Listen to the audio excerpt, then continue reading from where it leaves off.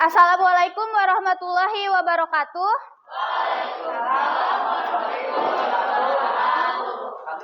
Gimana kabarnya hari ini? Baik. Ya. Sekarang sebelum memulai pelajaran, alangkah baiknya kita berdoa dulu ya. Silakan dipimpin oleh KM-nya. Oke, sekarang Ibu akan absen kalian satu persatu ya. Kelas 8I. Aditya Maulana, ada? Adrian, ada? Ahmed, ada? Alfian, Alika. Coba Ibu mau tes semangatnya dulu nih. Kita ice breaking dulu yuk. Biar semangat, kan masih pagi, semangat dong. Ayo semuanya berdiri dulu.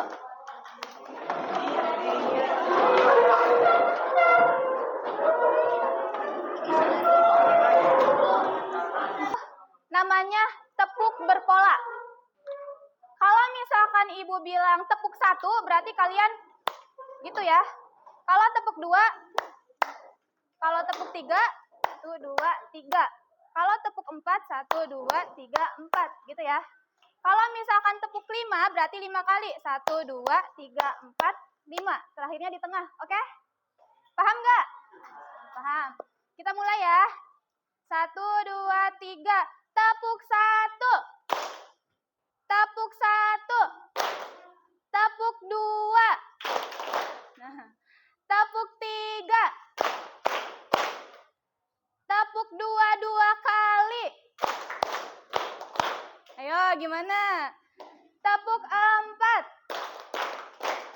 Kita akan mulai belajar mengenai materi sistem peredaran darah. Tujuannya itu yaitu untuk mengetahui peserta didik itu mampu mengidentifikasi karakteristik, struktur, dan fungsi komponen penyusun darah manusia. Kemudian untuk tujuan keduanya yaitu peserta didik mampu menjelaskan proses pembekuan darah. Nah, jadi nanti di akhir pembelajaran kalian itu diharapkan mampu mengidentifikasi karakteristik, struktur, dan fungsi komponen penyusun darah pada manusia. Kemudian yang kedua, kalian diharapkan mampu menjelaskan proses pembekuan darah ya. Paham? Oke. Menurut kalian, apakah terdapat emas dalam darah manusia? Ada emasnya enggak? Enggak. Ada enggak? Ada yang tahu enggak? Ada emasnya enggak? Nah, ternyata dalam darah manusia itu terdapat emas ya. Sebanyak 0,2 gram, hanya sedikit. Semuanya pada bawa HP kan? Nah, sekarang buka HP-nya, kemudian akses link Google Form yang telah dikirim. Udah semuanya? Ayo semuanya membuka linknya ya.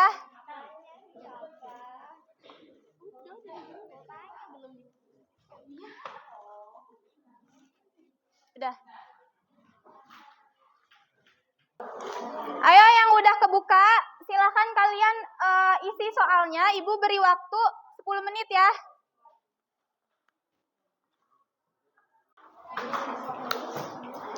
Coba ini gambar apa? Darah. Kenapa darah warnanya merah? Kenapa coba darah warnanya merah? Ada yang mau jawab? Ayo angkat tangannya. Apa? Ya, karena ada hemoglobin ya.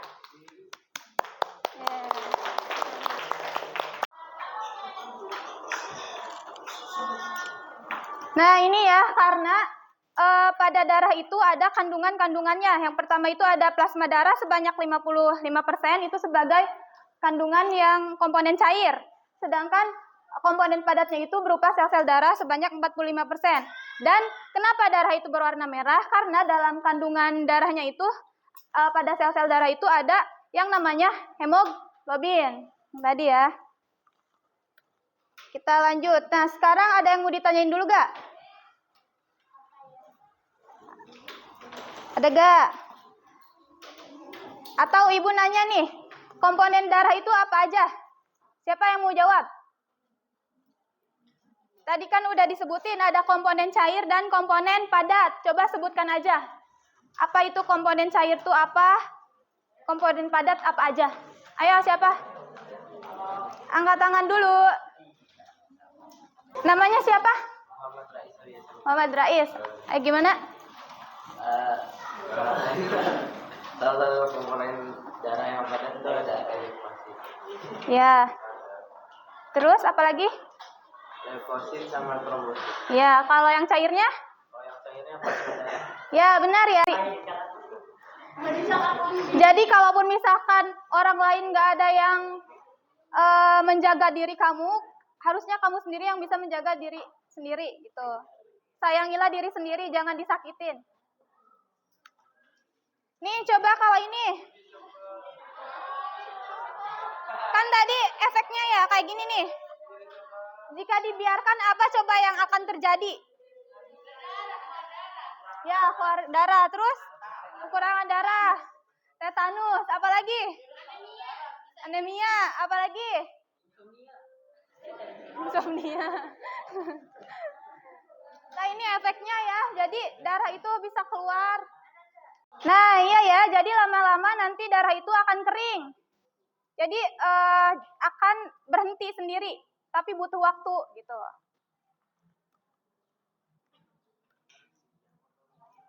Nah, sekarang Ibu akan membagi kalian menjadi beberapa kelompok untuk membahas lebih lanjut mengenai komponen darah, dan sekarang coba kalian duduk sesuai dengan kelompoknya. Udah? Pinter. Nah, kelompok 1 mana? Kelompok 2? Ini. 3? 4? Ini 4. 5 mana? 6. Nah, jadi sekarang kalian baca dulu pada halaman 84 sampai dengan 86 tentang komponen darah dan juga proses pembekuan darah ya. Baca dulu semuanya ya. Semua anggota membaca buku dulu, baru nanti ke LKPD. Isi LKPD-nya. Coba buka LKPD-nya masing-masing kelompok. Nah, di sini kalian isi nama kelompoknya, anggotanya siapa aja. Ya. Coba semuanya perhatikan dulu.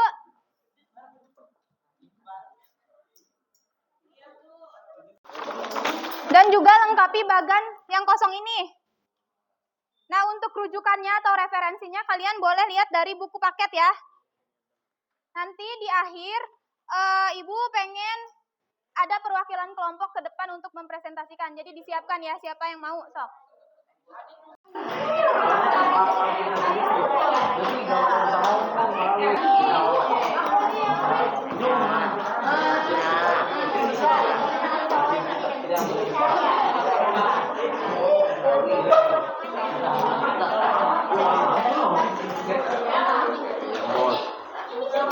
Mana ininya? Oh, masih baca.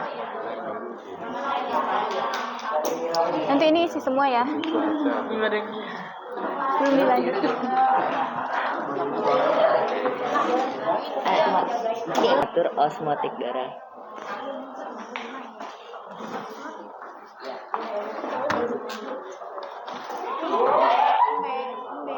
Ininya isi nih kelompok berapa?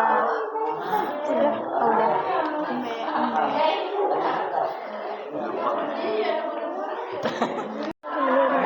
Kan lagi diskusi, HP-nya simpan. Mana sih ada?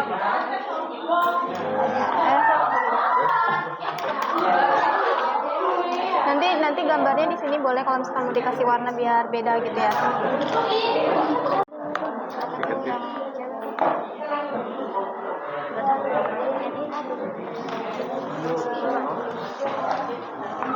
Coba ini udah lihat.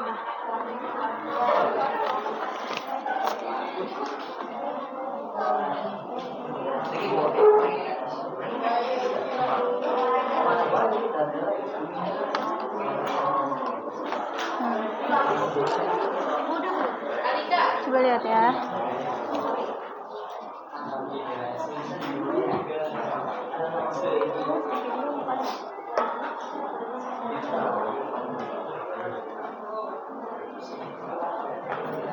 Sekarang kita ke presentasi.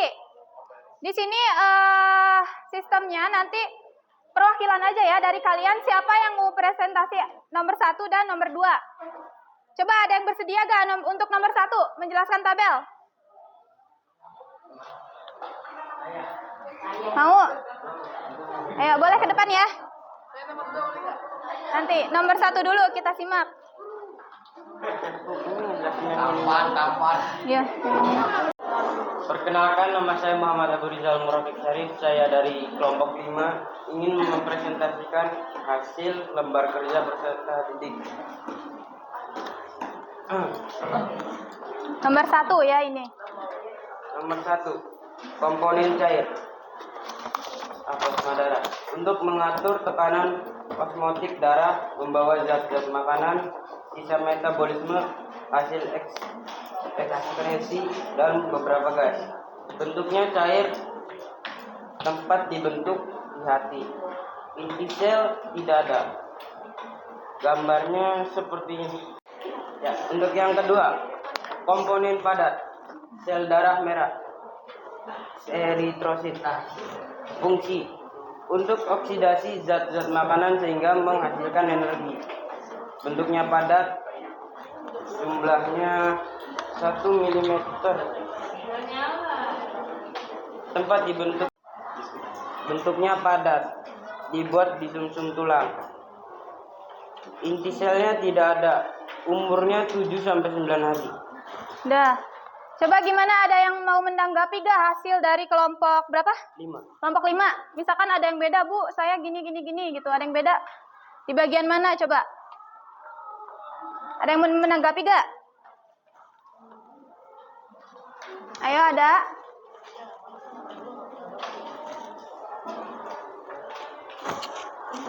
Aku mau nanya, Oh, boleh. kalau keping-keping darah itu bisa dibentuk selain dalam tulang sumsum atau tidak bisa? Coba. Atau dari kelompoknya ada yang mau jawab, ngebantuin? Sama di tulang pipa nggak sih? Jadi kayak selain di dalam tulang sumsum itu ada lagi nggak? Ada di tulang pipa.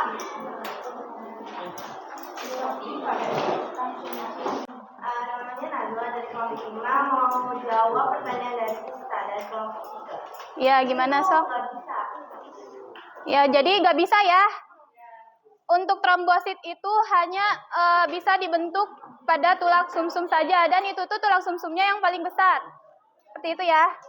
Terima kasih. Ada lagi? Udah ya, cukup? Berapa? 5? Nah, terima kasih, Sok. Boleh duduk. Lanjut ke nomor 2 ya. Siapa yang mau nomor 2? Itu dulu ya, itu duluan. Kelompok. Nanti mungkin ditambahin ya, Neng ya. Boleh. Assalamualaikum warahmatullahi wabarakatuh. Waalaikumsalam warahmatullahi wabarakatuh. Perkenalkan, saya Haris dari kelompok 7 akan mempresentasikan hasil kerja kami, yaitu yang proses pembekuan darah. Nah, proses pembekuan darah itu berawal dari trombosit pecah. Nah, trombosit pecah ini mengeluarkan darah dari tubuh yang tergores atau yang pokoknya yang lagi berdarah gitu kan. Trombosit pecah ini, trombosit itu adalah fragmen yang berdiameter 2-3 mm yang bentuknya tidak teratur dan tidak memiliki sel. Nah, trombosit pecah ini mengeluarkan enzim tromboplastin. Dan ion kalsium dan vitamin K ini gabung sama ini merangsang fibrinogen untuk menghasilkan benang-benang fibrin. Nah, dari trombin lanjut ke fibrinogen. Fibrinogen ini menghasilkan benang-benang fibrin. Setelah ke fibrinogen ada si fibrin.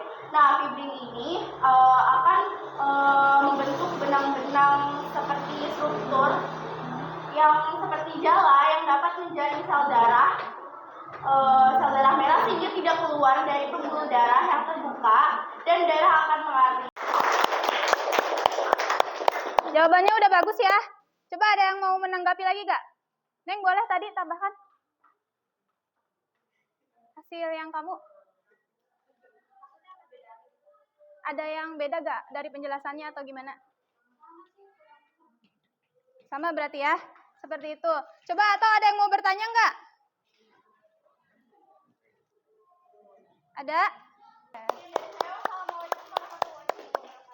Waalaikumsalam warahmatullahi wabarakatuh. Bagus ya, tadi dari kedua kelompok itu udah mempresentasikan hasilnya dengan sangat baik ya. Tadi Ibu juga kan sempat keliling, hasilnya juga tidak beda jauh dengan kelompok yang presentasi.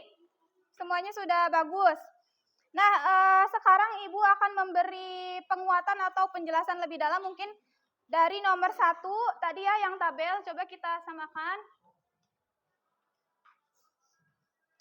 Yang pertama ini mengenai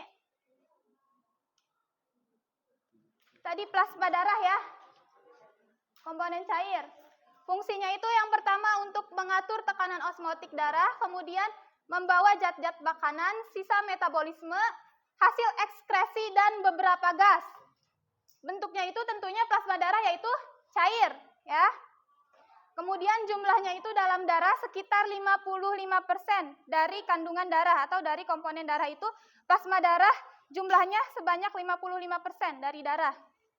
Ini dibantu oleh ion kalsium dan juga vitamin K untuk mengubah protombin menjadi trombin ya.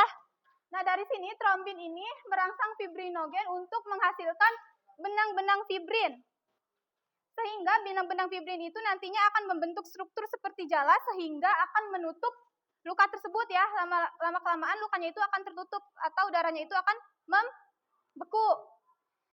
Penutupan, ada gak yang mau menyimpulkan hasil dari belajar hari ini? Ayo, siapa coba yang mau?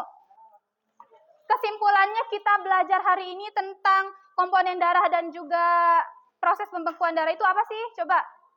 Gak apa-apa 2 orang, misalkan yang pertama mau maju boleh, ayo. Coba untuk komponen darah dulu. Dibagi dua itu komponen cair dan komponen padat. Komponen cair ada plasma darah dan komponen padat ada sel darah merah atau eritrosit, sel darah putih atau leukosit dan keping darah atau trombosit. Mengeluarkan enzim tromboksinase, habis itu protombin.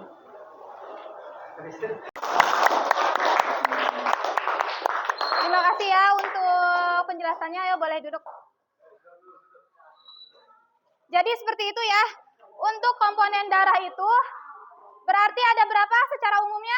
Ada 2. Yang pertama komponen cair yaitu plasma darah.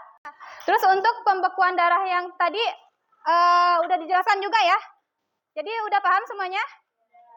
Nah sekarang buka lagi Google Form-nya. Mana HP? Nah sekarang Ibu mau tahu nih, mau tanya gimana sih setelah pembelajaran hari ini tuh? Apakah kalian misalkan udah paham atau misalkan, Bu ngejelasinnya kurang nih atau gimana? Coba refleksikan. Apa? Paham banget. Gimana tuh? Coba, ayo. Lebih memahami dan mendalami proses pembekuan darah. Ya, jadi bisa lebih memahami proses pembekuan darah katanya ya. Terus apalagi testimoninya coba. Ya, seru gak? Coba kalau Ibu minta 1 kata untuk pembelajaran hari ini, kalian mau bilang apa? Yang kompak pembelajaran hari ini, Ibu cukupkan sampai di sini. Dan kalian jangan lupa untuk minggu depan, kalian baca-baca dulu materi terkait ruang jantung ya, ruang jantung dan fungsinya. Karena minggu depan akan membahas tentang ruang jantung. Ibu cukupkan pembelajaran hari ini, kurang lebihnya mohon maaf. Semoga apa yang telah kita pelajari hari ini dapat kalian pahami dengan baik ya. Sekian dari Ibu. Wassalamualaikum warahmatullahi wabarakatuh. Terima kasih.